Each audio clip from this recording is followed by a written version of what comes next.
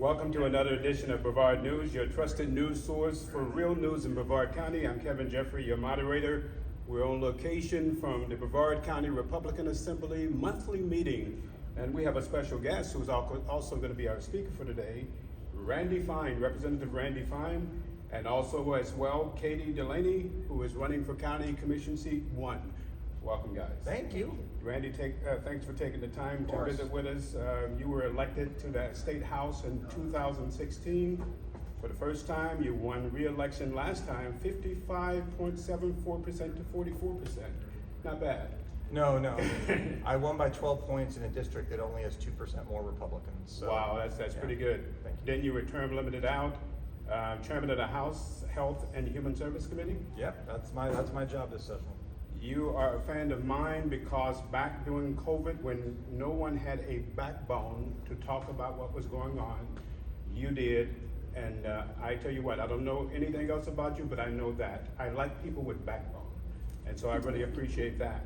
So welcome. Why do this job if you don't have one? Well, I don't really understand that. I keep saying there's a lot of spinal surgeries going on around because there's not a lot of people with backbones. The job's just not worth it if you're not going to do what you think is right. It's almost not worth doing in general. But if you're, because it's so much grief comes with it. But if you're not going to say what you think, and I don't know why people do it. So why? Tell me why more politicians are afraid to just tell the truth.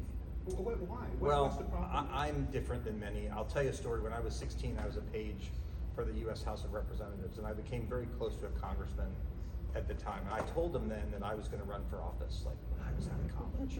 And I'll never forget him giving me this advice, and it stuck with me. He said, don't do what I did. Don't get yourself in a situation where you won't know how to pay your mortgage if you lose. Mm-hmm. And I took that to heart, and so I'm retired.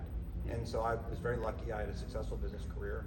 I don't make money from this job. I mean, other than the $29,000 the taxpayers are kind enough to pay me, but I don't have any other income that's associated with this. And so if I lose it, I lose a $29,000 a year job. Which, do you think that's what the problem is? I mean, and there is some. Maybe that's part of it. Maybe it's, I don't know. I think part of it is people get addicted to, people thinking they're important.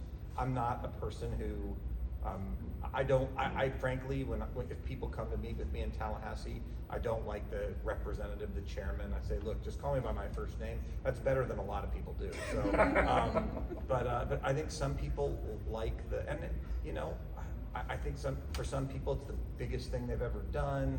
I don't really know, but I think for me, having kids grounds me and wanting to make sure I'm doing the right thing for them. Because what I know is 20 years from now, 30 years from now, no one's going to remember me, except my kids.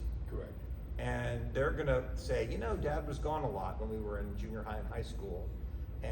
But you know what? He did this and this and this and this and this. That made it worth it. If it was like, yeah, why did you do that again? Why did you miss our band concerts and our crew practices and our scout meetings? I always think I'm going to get that question eventually, and the answer needs to be good. So someone would say that President Trump, because he had a lot of money, he wasn't subservient to all the special interests and some of the things. So, I mean, you're pretty well off. Do you feel like that has helped you in the job of politics, where you don't feel like that you have to pander to people? It means I don't have to be afraid of what happens to me if I lose. That's what it means. I don't have a job that people have hired me into because I'm in the legislature. I don't make more money in my job because I'm in the legislature. For my family, this is a sacrifice, not a benefit. And that's not that there's anything wrong with those people who do those things. It just, it frees me up. And I've always been this way. So, I think when you start working for yourself at 19, you just sort of learn to say what you think. So on term limits, you were term limited out. Yeah. Do you believe that that's a good thing? There's a lot of controversy over whether it's good or no, bad. I'm absolutely convinced it's a good thing. First off, I wouldn't have been elected.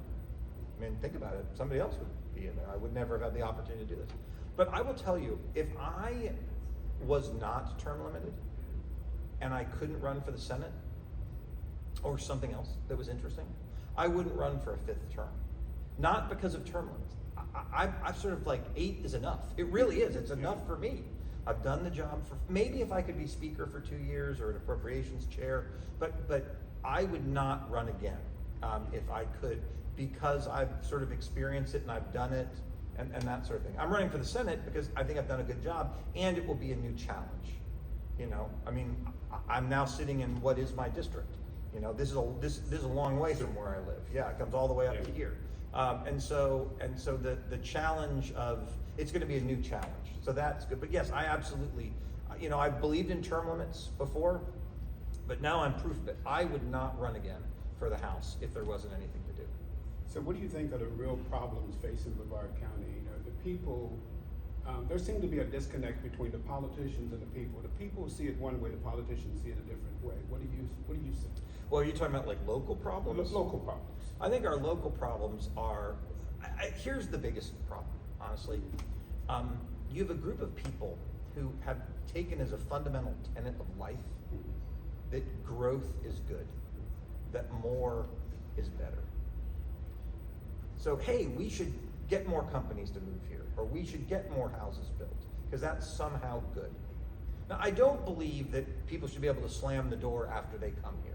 Right? I moved to Brevard in 2006. I don't think I should be able to go, hey, now no one else can move here. But I also don't think we should say that growth is inherently a good thing. Traffic is not inherently a good thing. You know, more stresses on our water and our roads is not inherently a good thing. So that's, I think, the fundamental difference is people who want growth because they've assumed growth is good, and people who are like, look, if growth happens, it happens, but let's not make it our goal to make it happen. So our biggest problems are the Indian River Lagoon. You know, it's in bad shape. We've made some headway, but it's got a long way to go. And again, things like traffic can get bad, and our schools can get too crowded, and like it's hard for our infrastructure to keep up with the population growth that we have. And we don't want to lose our green spaces. We don't want Brevard County to be Broward County, where I get confused all the time because they're sort of similar. But we don't, I mean, you know, I go down there all the time to South Florida, and I get to Okeechobee Road in Palm Beach. I know it's going to take me 90 minutes to get to Okeechobee Road. From Okeechobee Road to the wherever I'm going, who knows how long it's going to be. I don't know that we want that here. So that I think is the big difference. It's not other that Katie wanted to chime in on, because that's a part of her platform as Right. well. Yeah. That's definitely one of the major points of my campaign is that we need to think about how we're developing, because we can't just concrete over every ounce of green space that we have. Do you think the developers are out of control? I mean, it seems like that everything is being done for the developers and not for the citizens. Right. I don't know enough about that. That's not really a legislative thing to know, but I'll tell you a second issue that we have that's somewhat related. Brevard County is unique in that, you know, we're the Space Coast. We shoot off rockets, and the county looks like a rocket. It's long and skinny. And frankly, if you look at the populated part of the county, it's even skinnier, because most of the western part of the county is populated by cows. Right. So I mean, it is very narrow and very long. And I will tell you, the problems in Palm Bay, which is where I have represented for the past 8 years, are completely different than the problems in Titusville. Correct. And are completely different than the problems in Viera and Sundre. And so to some degree, we're 3 counties in one, and there's just not a lot to do. And what's crazy is this part of the county is booming. We're just talking about the problems of development, yet their patient count is going down. So which why is is that? people, I don't know, but what it means is that people who aren't being rushed to the emergency room are going, you know what? I'd rather drive to Rockledge. Yeah. It means that people are getting in their car and driving to a hospital that is far away rather than go to Parrish. I don't know why. Well, there's been reports of people in an ambulance asking not to go to Parrish. And that made, I don't know, I'm a math guy, and what I can tell you is, in a population that's exploding, the one hospital, I mean, Should be booming. there are certain things, when people have more money, they go to Disney World more. When they have less money, they go to Disney World less. But you don't decide to go to the emergency room or the hospital because of the economy. You know, the healthcare is pretty stable. It's not really dependent on the economy. So their admissions are going down while the population is going up. What that says is people who are choosing to go somewhere else. So I ran a bill that said, look, this thing's going to close. It's not being run well. Let's see if we can find someone else who wants to take it over and run it. Now, by the way, the answer to that question might be no. But why would you not do evaluation and see if somebody else wants to take it over? So do you think there's incompetency in the running of Parrish? I mean, look, what I would tell people is go watch the best bill presentation I've given in my 8 years. The best presentation that's ever been given for one of my bills in the 8 years I've been in the legislature was not given by me. It was in the second committee the Parrish bill went. The CEO of Parrish, George Mkhitaryan, came to speak against the bill. I did not have a unanimous vote in favor of the bill when the meeting started. But when he was done speaking, I did. And even Democrats who really don't like me, he didn't make clear he was the CEO. The best part of the meeting, and you should watch it. Everyone should watch it. But the best part of the meeting is that the Democrats ask him. They don't realize he's the CEO. He sort of mumbled it. They just thought he was there for Parrish, and it's so bad. $22 million losses. Blah blah blah. One of the Democrats asks him, "So how much money does the CEO make?" And he goes, "I'm the CEO." Like he doesn't want to answer the question. And he goes, "Okay, well that's nice. How much do you make?" And he goes, "My salary is $525,000." And they just like about keeled over. And by the way, that was a misleading answer, because as I know from the business world, you make a lot more than just salary. Correct. There can be bonuses and car allowances and country club dues, and he makes a lot more than $525,000. Right. So to get that level of compensation in Brevard County, this is not Manhattan. Good job if you can get it. Good job as a government employee, by the way. Right. He's a the real, and this is part of my thought too. The people say, well, that's what they pay in the private sector. I said, go work for the private sector. Right. Should government employees make $500,000 a year? I will tell you, I used to make a lot more than $500,000 a year, but I wasn't working for the government, and I had to convince people to pay me. I didn't get to tax them in order to do it. So the whole thing, but to make that kind of money and to generate that level of performance, and I think it feeds corruption. Mm-hmm. I think it feeds massive levels of corruption here in North Brevard, because Right. Titusville's not a huge city, yet they control a hospital I think is bigger than their city, and I think it feeds. And there's no term limits. I just think the whole place is just a disaster. So is there a correlation between some of the problems in Brevard County and what's happening with Parrish?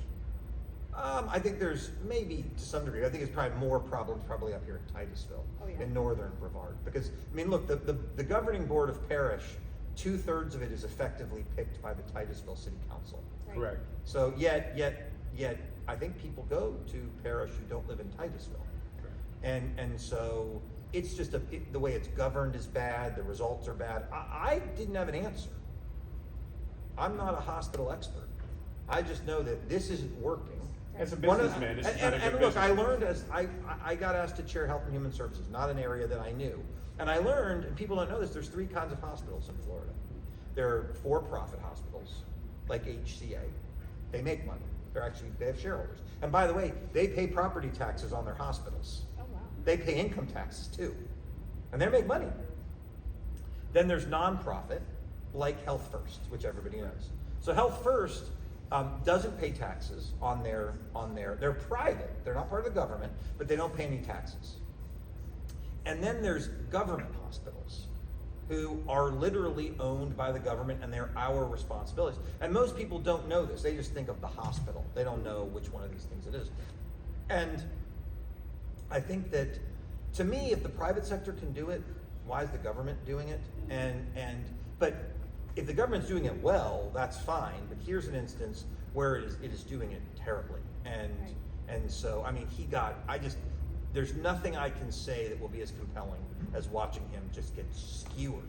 I don't have a lot of my bills that pass unanimously, and I'm not That the was most, 11 to and I'm not the most popular. I'm probably the least popular Republican among Democrats in the Florida House.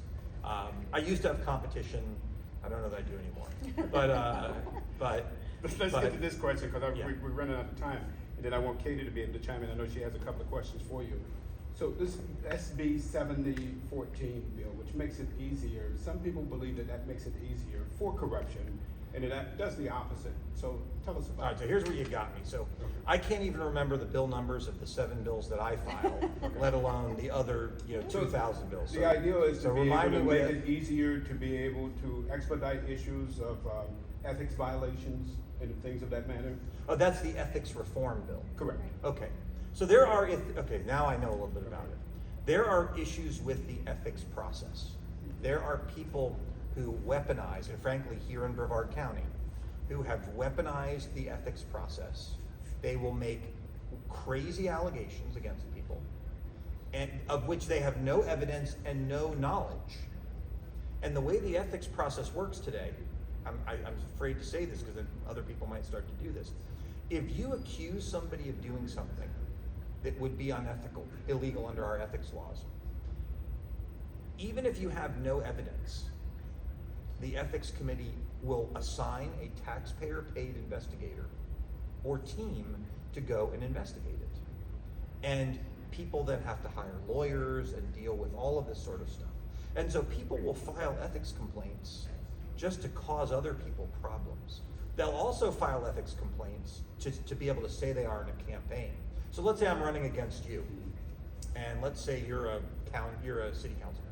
And so I just file an ethics complaint saying, you've taken a bribe. I file it. And then I can put out a press release saying, you're being investigated for taking a bribe. That has happened. But so the process and the problem is the process gets so gummed up with this sort of nonsense that the real issues can't be resolved. I'll give you a great example, not in ethics, but in elections. So we have this sociopath here in Brevard County. Everybody knows, a guy named Robert Burns, who wreaks havoc around this place. He violated elections law 64 times, 4 years ago, in the 2020 elections. But because the Elections Commission has so much nonsense that they're dealing with, he was able to continue to work in elections in 2022. His trial's just happening now in the middle of the 2024 election cycle. 4 years to actually catch the bad guys. So do you think that this bill then would actually make it easier to deal with more substantive Yes, issues? because it requires people to have actual knowledge.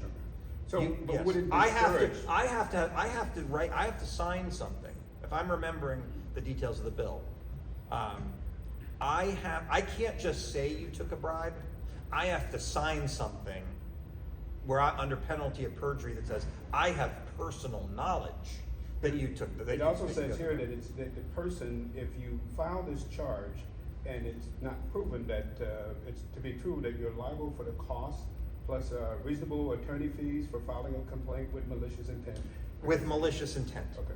So as someone who has had complaints filed against them with malicious intent, you should not be able to weaponize, whether it's Donald Trump or it's Randy Fine, you shouldn't be able to, or a Democrat, you shouldn't be able to weaponize the legal system, the ethics system for political purposes. And that is what happens. And by the way, to be fair, Republicans do it too. Right. It really happens in primaries. But literally people will make up some nonsense and then they can say this person's under investigation. Correct. They are, it's true. Kind of like with the president. Right. Well, but the standard is even lower. Again, an investigation begins if what the person has accused them of would be legal if true. So what they do is you get the complaint. If you were to file a complaint that says Randy Fine is a jerk, okay, that may be true, but it's not illegal. So the only standard that they look at in the first phase of these things is called legal sufficiency. Is what you're claiming the person did, if it was true, illegal. But they don't make any effort to determine whether it's true. So if what you're accusing the person of would be illegal, then they launch an investigation. And so people have misused this system, and when they gum up the works, the bad guys don't get caught. And so it's a good bill. Okay. Would this counteract whistleblower laws? No, because ethics complaints aren't whistleblower complaints. But again, if you running against somebody file some made up, you're running against people who are elected or are in positions. Right. If you just make something up, shouldn't you be responsible if you knew it was not true when you did it? And that's really what this is. And And having been on both sides of this, having filed and having them filed against, there are problems. The good complaints don't get investigated fast enough because they're spending all this time investigating nonsense. Cool. So it's a good bill. So help me out here, Randy. One last question. Is the state legislature out of touch with the Floridian people? The Live Local Act is a good example of that. The implications of that Live Local Act down the line is going to be devastating on a lot of people. And there's a lot of things that are happening in Tallahassee that seems like the legislators they're out of touch. They don't know what's going on. Well, I don't agree with that. Okay, in well, tell me general. where I'm wrong. And here's why, because we live in the communities that we come from. You know, the legislature is a pretty good microcosm of Floridians. So you got people like me, I'm, sort of retired businessmen. You've got teachers, you've got policemen, you've got doctors, you've got super liberal Democrats, you've got super conservative Republicans, you've got people with tons of education, you've got people with no education. I mean, but we all get an insurance bill every year for our houses. And so we do live in the communities that we serve. Does that mean that we sometimes don't make mistakes? No, we do. But we're trying to solve problems. And the Live Local Act, I get lots of complaints about it. I got a lot of complaints after we passed it. But the Live Local Act is trying to solve a problem. The problem is housing prices.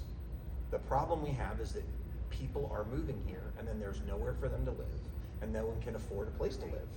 The Live Local Act was intended to knock down some of the barriers that local governments use to keep stuff from being built. But there could be unintended consequences for a bill like that. I agree. And you I agree. And so understand you know what? There apparently were unintended consequences. So we came back this year and we passed Live Local 2.0, which is it just modifies some of the things that people have issues with. The nice thing about our legislature is we meet every year. Like we have passed a school security bill every year since Marjorie Stoneman Douglas. Because every year we go, ooh, we need to tweak that. Ooh, we need to change that. Ooh, we need to improve that. So we pass a school choice bill every year. Ooh, you know what? You probably shouldn't be able to buy tickets to Disney World. This is, by the way, it's not your question, but this is the danger of the woke left trying to legislate through the Constitution with ballot initiatives. Right. If you screw it up, you can't change it. We pass a bill. Every bill that we pass is effectively changing law that already existed. But the best example I have is actually the gambling resolution. So we passed a bill we passed by ballot initiative, an initiative that said, they called it it was something like let the voters vote. It basically, we want local control over casinos. So everyone's like, yeah, they voted for it. Well, what the bill said, or what the initiative said, that is to open a casino anywhere in the state, you would have to get the permission of the rest of the state in order to do it. In fact, you'd have to get permission of 60% of the rest of the state. So people thought they were, so I got, after that passed, I had all these people call me and they're like, hey, I voted for it. When can we get a casino in Brevard County? Because they knew that I knew a lot about that world. And I said, you voted to say you'll never be able to get a casino in Brevard County. What? So, and there's, that can only be changed if someone passes another constitutional amendment. So I have a view, which is the only things that should be done by constitutional amendment are things that can be only done in the Constitution. So for example, God forbid, I would never vote for it, but I believe our Constitution says there can't be an income tax. Like it would require that. So there are certain things that you can only change if you change the Constitution. If you can change it in the Constitution, it shouldn't be a Constitution. the abortion amendment coming up, there was some concern over whether or not the language was actually constitutional. Sure. Supreme Court said yes. It did. Right? Your thoughts on that? I don't have an opinion. I'm not a lawyer. I don't have an opinion. I mean, they're the ones who make those decisions. I won't be voting for it. I mean, I'll be voting against it. I voted for the 6 weeks. So obviously I'm comfortable with that. But that is the danger. If people don't understand what they're voting for, because think about it, is it also fair to a voter to say, hey, go into the booth and here's a 25-page document, to make 100 decisions? And the same people who want voter participation don't realize the longer the ballot, the more it turns people off. Right. Look, if everyone were to vote by mail, then I guess you can sit at home and wait for the Democrat to come and help you fill it out. But these long ballots are not necessarily a good thing. We have a representative democracy. You hire people, that you elect people that theoretically you trust, and you trust them to go and make decisions. And if you don't like the decisions that they make, you can vote them out. And look, I'm proof. I do not hide what I think. Right. You know, and I represent a swing seat. Yet I have won, I believe, every election by over 10 points. Which is, I mean, people really, they want somebody to tell the truth. At the end of the day, I mean, I just cannot stand spineless people myself. Katie, I'll give you the last question here. Sure. Do you have any questions? To ask for Mr. Klein. Call me Randy. So, what is your vision for your Senate seat if you win? Well, I will tell you, when I ran for the Florida House, what got me to run, everyone knows this, was I was mad about K-12 education. And I said, I'm going to fix the curriculum. I'm going to fix parental involvement, because the superintendent here in Brevard County told me I wasn't qualified to have an opinion about my kid's education. He's not the superintendent anymore. And I wanted every child to have the same choice I had for my kids, because I have money to send them to the school they wanted to go to, and we Right. did that. But what I've discovered in the last few years is, as bad as we thought K-12 education is, higher ed is even worse. Right. It is even worse. And you know, the purpose of our university system is not to create jobs for liberals who can't get jobs anywhere else. Exactly. And I have news for They you. created a cottage industry. If you go get if you get a job in medieval French literature, if you get a degree in medieval French literature, you know what you can do with that degree in medieval French literature? Work at medieval times. No. You can do one of two things. No. You can do one of two things. You can either teach medieval French literature, Right. and we do need some people to teach medieval French literature. We should teach it. Or you work at Starbucks. Right. And so, you know, we in some fields we create more degrees than there are jobs. And I actually have this argument. The problem is there's not one size fits all education. And I'm going to work on this in the state. There are about 25 to 50 universities that you can go to in this country, where when you graduate and you go to look for a job, they only look at the name at the top. Where I went to college, I was blessed to go to what I was proud of until recently, a really good university. It didn't matter what my degree was in. They saw that's where I went. Exactly. But if you don't go to one of those 25 to 50 schools, what they look at is what the degree is in at the bottom. And so, you know, so my big focus over the next 8 years is going to be to fix higher education. That's awesome. Thank Okay, you. we've got to go.